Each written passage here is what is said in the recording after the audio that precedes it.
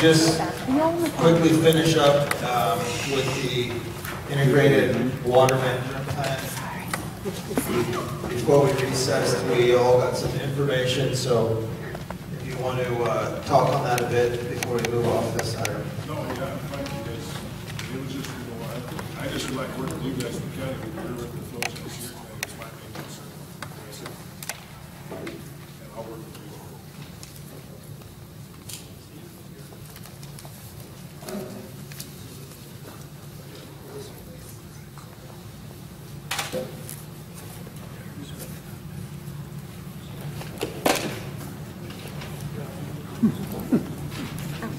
Before we move on to Trindale, Barbara Keeling is here, I think, from Shasta County, correct? I recently moved here from Shasta County. Okay, and she has something she'd like to share with all of the counties present here today. Thanks for allowing me the opportunity to speak to y'all. About 3 weeks ago, I found out that the Department of Justice, the DOJ, has been doing warrantless gun raids on law-abiding citizens in Shasta County. You can't hear me? Okay.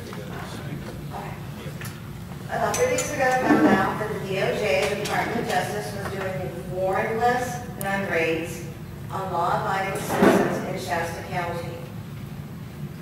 So far, they have hit 7 homes. They have gone to a retired California Highway Patrol chief's home and demanded that he turn in his guns because his name appeared on the list.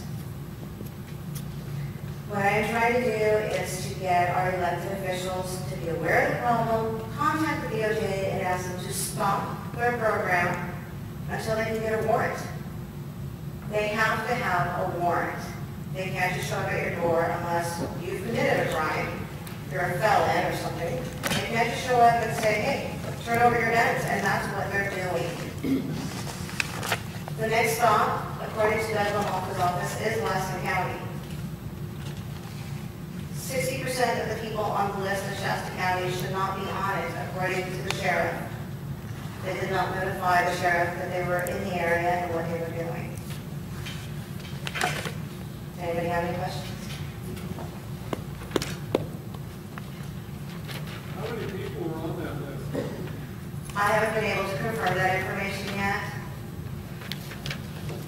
How did they even get on the list? Well, not quite clear how people are getting on the list. You can go to the doctor, he can prescribe something to you, and you can end up on the list. You know the name of the chief, CMP chief? I do know the name of the chief, but I can't disclose it. You can speak to Sheriff Basinko and get more information from him. Used to be what? Sheriff Basinko in Shasta County. You can get more information from him, but I can't disclose who the people are that have had this problem. So I just wanted everybody to be aware of it, be prepared for it. Thank you for your time. Could I ask her a question? Yes, May I go ask? ahead. Iona McCain here. And your name is Barbara? Keeling, K-E-E-L-I-N-G. If I were to go to a doctor's office, or if I would go to some other agency, is that how they would get some, if I had a prescription, we'll say if I was a schizophrenic or parent? Yes. They could give that information out, that information that is confidential with the doctor and myself? Yes. Yes. Obamacare. So that's something to be aware of. You can just go to the doctor for something and they give you some medication and all of a sudden you can't hold guns anymore. Excuse me. I was going to say, I recently had a knee replacement, which entailed physical therapy. And at the physical therapist this time, I was asked this huge list of questions, like, did I ever feel depressed? Do I sleep okay? You know, stuff that ordinarily a physical therapist wouldn't be asking you. So apparently they're garnering all this information and then compiling these lists.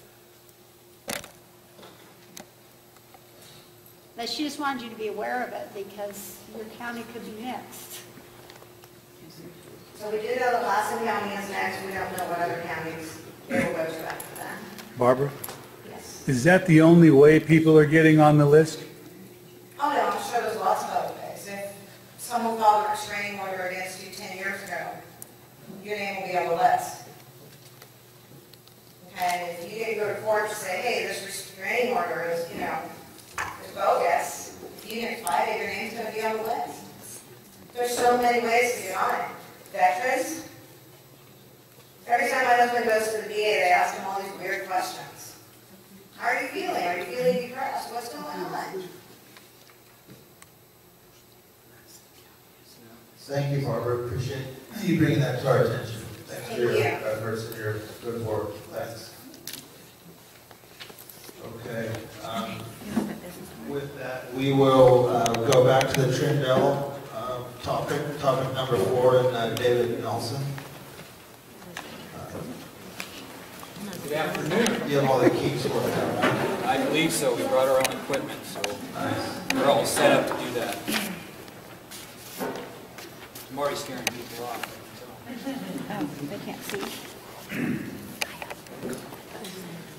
Good morning. As I said before, I'm David Nelson, Executive of Trindale Insurance Fund, and we are your IT representatives for the Clark County. I'm joking. Our newest member might be the Weston County Fairgrounds. But anyway, no, we do insurance for 10 counties, and I've given each one of you my card. I'm going to go through the presentation fairly quickly, so if you have any questions, please feel free to give me a call. This is what I do. I like talking about it, and some of you have seen the presentation before, but some others have not, so bear with us. Hopefully we'll pull something new out of it for you.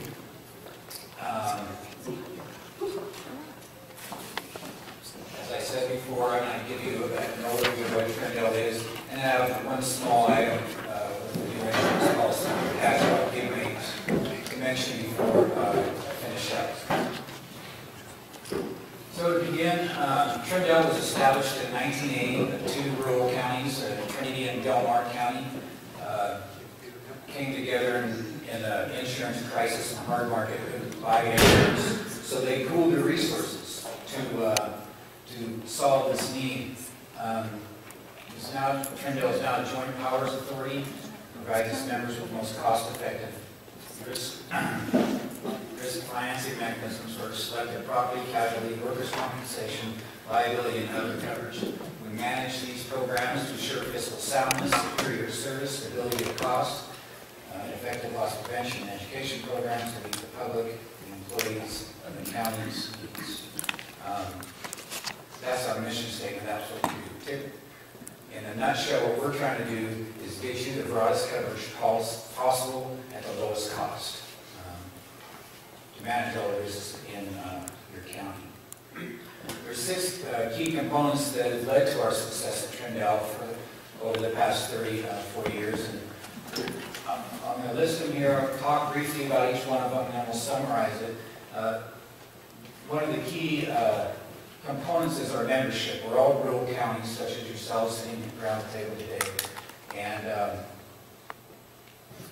that lends to having similar needs, and we can target what we're going to provide you based on those needs. The Trindale board, the makeup of the Trindale board is key in our success. You guys appoint individuals or employees from your counties to represent you at that board, and it is vitally important to the success of the organization. We're a banking arrangement. There's only 2 other insurance pool banking arrangements in California, and we're a little bit unique in that. We have the best risk financing scenarios for rural counties, outstanding loss prevention program, and superior claims handling. So to start, I'm going to talk about the membership a little bit. Here's a map to kind of depict where our members are. We have 10 rural counties. They're all pretty similar in demographics in that you have a county seat and a large geographical area that you are responsible for, and getting resources from that county seat out to those outlying areas. So that's quite a task for you guys. We also have challenges on the fiscal side from state and federal mandates or state and federal funding sources And that our smaller counties get a different type of allocations. If it's on population, we get such a small share of those allocations sometimes, it doesn't even employ a full person to carry out a program, a mandated program. So we don't share those types of items. The other thing that's probably most important for the insurance side of things, we have similar claims venues. Now, whether it's workers' comp or a liability case, a lot of those will end up in Shasta or Sacramento.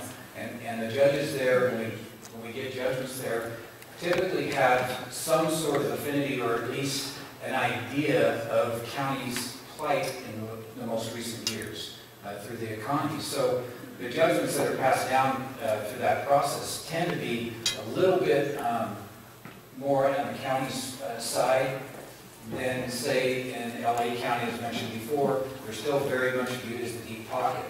So we gain some advantages there. You can see that the counties are somewhat spread out and all clumped together. Trinidad's never really went out and looked for new memberships. We haven't lost any members in the 34 years that we've been here. And the way we gain membership basically is through you guys. When you're talking to your counterparts in neighboring counties and they're having insurance issues, and you say, hey, well, we do this. And I get a phone call and we share it with them. And then the board will get a proposal from that county asking to be a membership.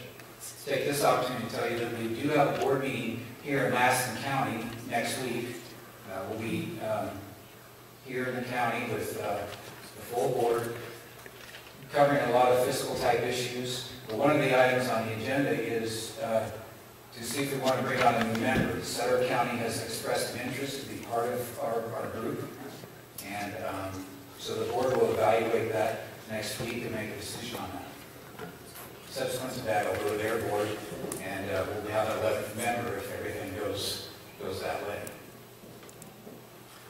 The other aspect that makes Trinidad so successful is that it's a member-driven organization. I mentioned that. You appoint individuals from your county. The makeup of the board, when you sit, this is an old photograph, so you might recognize some of the people, but what I want to demonstrate is we have auditors, CAOs, board members. Peter Hubner sits on our board as well. I'm trying to think, is there anybody else? We have risk managers that sit on the board. It's very important that you guys appoint people that are very knowledgeable about every aspect of what the county does so they can make decisions, because our insurance programs reach and touch every aspect of your business. And so it's very important that we have those types of caliber of people on our board to make decisions. And that's one of the components that's made it so successful. The banking arrangement, I mentioned this earlier. It's pretty unique to insurance pools to be a banking arrangement. There are two types of insurance JPAs. Who has heard of CSAC Excess Insurance Authority? Has everybody heard of that? See some nodding heads. So CSAC is a great organization. We work very closely with them, but they're very much different than what we are. CSAC is a pooling arrangement where everybody pays premiums into the pool and losses are paid out of that pool. So you're sharing risk with every entity, public entity in California, the LA counties, the San Diego counties, the water districts, the school districts. It's all in the same pool, but they're all public entities. So that's great if we're trying to spread the risk amongst everybody. But if you have a lower loss ratio than those counties, all of a sudden you're paying more premium than you're getting benefit from. So we play around with that a little bit. I'll bring that on the next slide. But a banking arrangement is a little bit different, because when you pay premiums to Trindle, they go on an account for your county. The cash goes in there, and when you have a claim against your county, it's paid out of that account, and your cash is reduced. We don't pool or commingle the funds. Your money is your own. The important aspect of that is, at the end of the year, if you haven't used all your premium, you have the option to bring it back into your account, which you won't find with any insurance pool out there. That's why a banking arrangement is so attractive to the rural counties that we represent.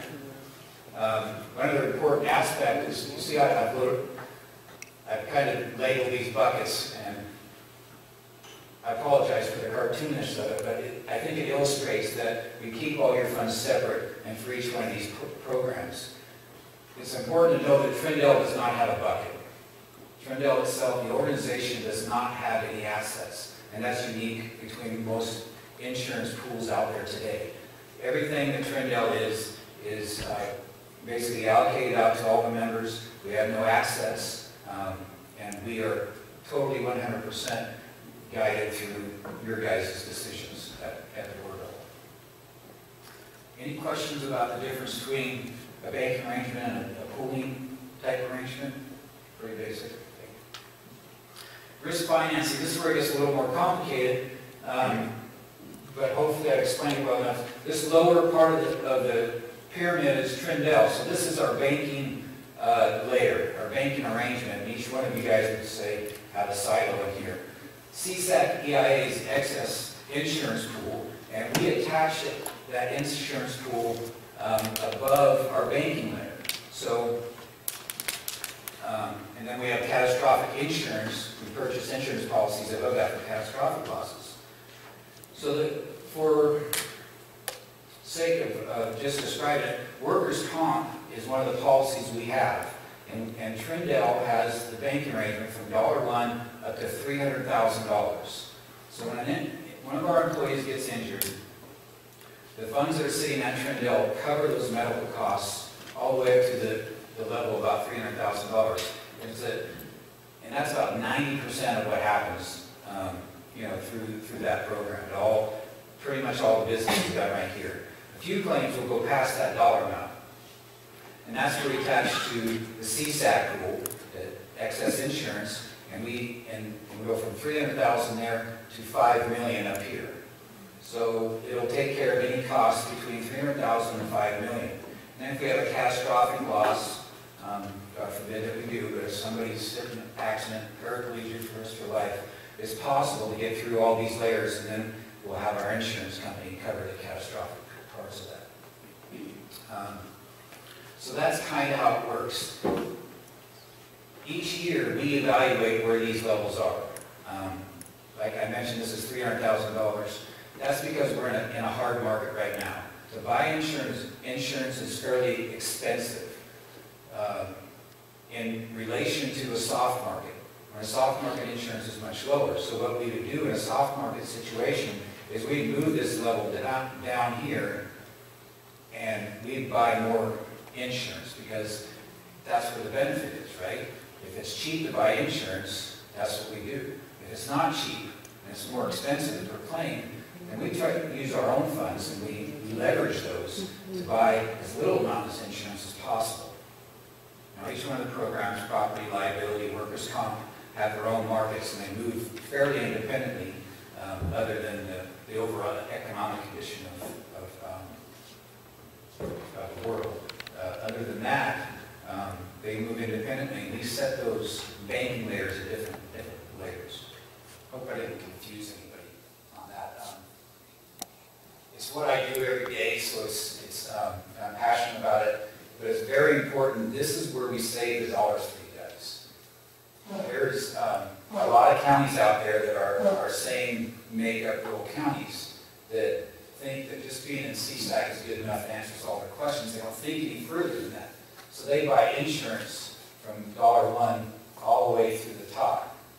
I did an evaluation of one of those recently, Sutter County. If they would have moved from a fully insured program, which Trindle was back in 2008, we moved from it fully insured because it was a soft market into a banking layer below that, because it started turning into a hard market. In 2008, we did that. This other county didn't really look at it, they just kept on paying premiums. I did the calculations on their actual costs versus their insurance costs. They would have saved $7 million if they would have changed the same time we did. We got our thumb on the heartbeat of the insurance industry. We know when to move, and we can move quickly. And that's an advantage for a small entity like Trindle, where CSAC is a little bit larger. It takes longer to move, it takes that ship corrected in the right direction. But we have a lot of advantages in this model where we can move it up and down. And whatever's most cost effective for you, that's what we're doing. Any questions? I get talking, I'm going to take too long. We have an outstanding loss prevention program. We are really charged up about this. This really gets down to the basics of whether you're in a pool or whether you're in a banking arrangement. Because you're in a banking arrangement, it's your dollars. It's much more important that we focus on reducing those losses, avoiding those losses to begin with, because that's money that comes back to you at the end of the year. If you're in a pool, you don't have a lot of incentive to do that, because you already paid your insurance, right? You close the door on that and move on to the next one. But because we don't do that, we are very proactive in our safety trainings. We create a framework within your organizations for safety information to be moved from bottom employees all the way to the top to you guys, and from you guys down. We do that through your department safety reps, your countywide safety committees, and we bring safety trainings, inspections, policy and guidelines research, anything that you guys need to help you stay out of any risks that are out there. Our board recently saw the wisdom, or saw the benefit in hiring a HR resource consultant. A lot of our counties have a need for that. I think what I've seen over the last 15 years in county government is most of us had HR directors at one time, and as those budgets started getting tighter, they would retire out, but we wouldn't replace them. And we have technicians and other people trying to fill the void there. Everybody's wearing 2 and 3 different hats. So we really see the need to have somebody with a great deal of knowledge to help out in that area from the day-to-day to make sure we keep things on the right track. We have hired somebody in that position. They have over 30 years of experience, and it's going very well. It's going to prove to be a big savings for you guys going forward. Also do the ethics trainings that we're required to do, and the sexual harassment. That'll all be part of the HR loss prevention department to do. We have a superior claims handling department, and I truly believe this. 2 years ago, the board decided to bring claims in-house. In other words, we do not contract with a third party to handle our claims any longer. The biggest reason for that, from my perspective, was the contracts were developed in a way where they got paid on the number of claims that were open. Well, your guys' goals is to not have claims, right? So there was a problem with that. They didn't have any incentive to get rid of the claims, and that's what cost us money. So they had an incentive to keep claims. It was a downward spiral, and it couldn't control it. So we finally decided to pull the plug on that, and we hired, we have 4 individuals. We have a director of workers' comp program, administrative assistant, and 3 examiners that handle the 10 counties that we have in Trendell. And they are very much in tune with the counterparts in your county on a day-to-day basis on all the injured workers, and they are, they don't have any other for-profit organization to deal with. They're solely working for you and for your employees to get them healthy, get them back to work and productive again, and keep the costs down. On the liability property side, we do have a contract. It's with George Hill's company. We have 1 claims examiner that does all 10 counties. We've recently renegotiated that contract to be a flat fee. We were on an hourly type, time study type basis that made no sense to me, and we are now paying a flat fee that is consistent with about 4 years ago what the hourly rates were. So I think we've done a good job there. So in review, Trendell is a public JPA. We're a membership of rural counties. We're member-driven by the people that you guys appoint. It's a banking arrangement, much different than the other pools. We do the best risk financing scenarios for rural counties, and I guarantee you I work on that tirelessly to make sure you get the right price for the way we're getting. Outstanding loss prevention program, which has really been the foundation to Trendell from the beginning. We believe that we avoid most of our costs because we spend time in that area, and it's proven to be true. When you look at our number of claims that we've had versus per employee ratio from another county down south, we're definitely doing better than that. So it just keeps telling you being an enlarged pool isn't really the best place for us because we end up spending more money than we need to. And superior claims handling, which will continue to develop, and it's going quite well. So, the last thing I wanted to mention, does anybody have questions on that presentation? Any holes that I left out? All makes sense to you? Again, please feel free to call me. I'm happy to share any of this information with you guys at any time.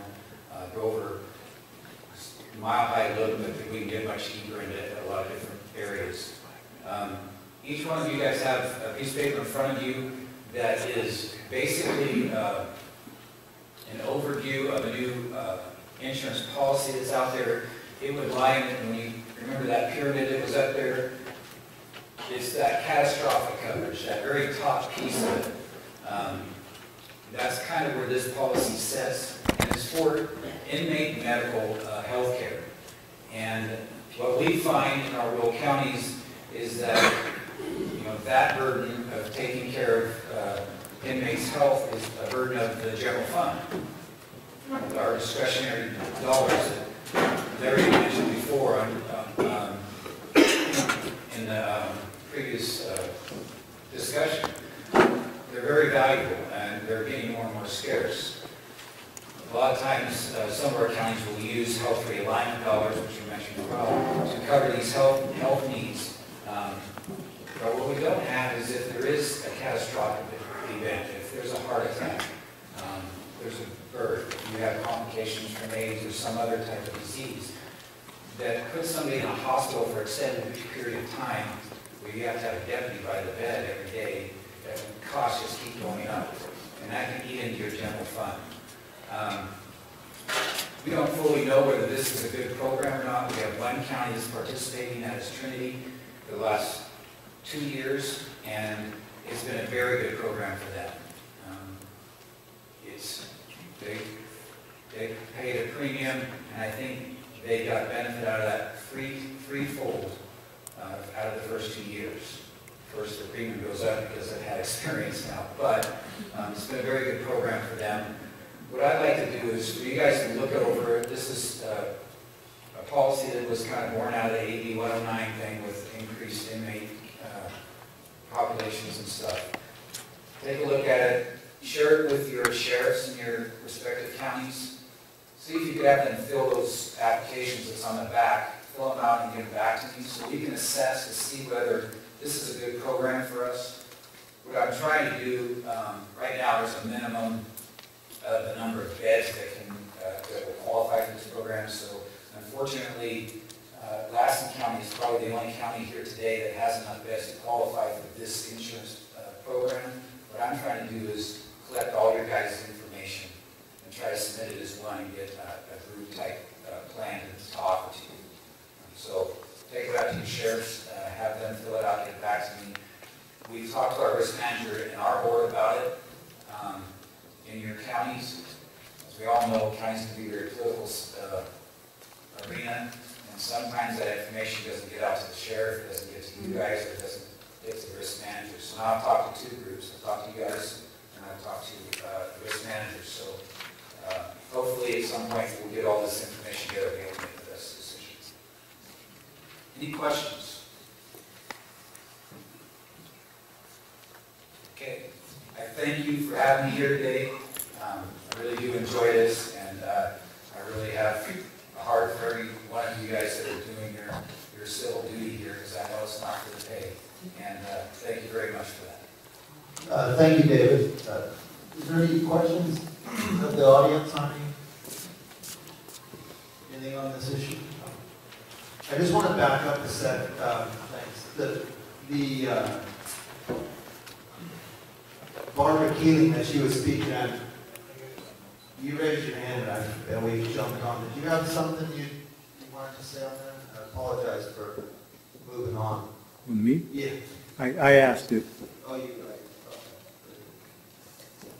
I asked if there was any other way to get put on that list other than medical. I just wanted to make sure that I do have a question for him, though. Sure. About the insurance. Yes, Is there a maximum to your catastrophic insurance? it depends on the coverage. In California, workers' compensation by statute says you have to have no limit. So the catastrophic coverage for workers' comp, there is no limit by statute. So 5 million